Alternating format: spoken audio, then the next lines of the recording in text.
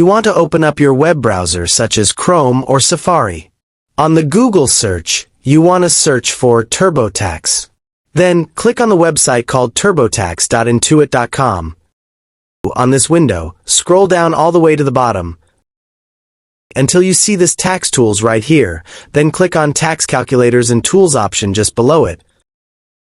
And scroll down a bit. Then click on Go to Taxcaster button right here. And tap on Calculate My Refund button. To calculate your tax refund and how much you'll owe, you may insert your general taxes information, and you may receive the estimated tax refund or how much you'll owe to the IRS. Just keep in mind that all of these are estimated. Other conditions and situations may make a difference to your refund or how much you have to pay to. And that's how to calculate your tax refund and how much you'll owe. If you still have any question, just comment down below, and I will try my best to guide and help you guys. If you find this video useful, please consider like and subscribe.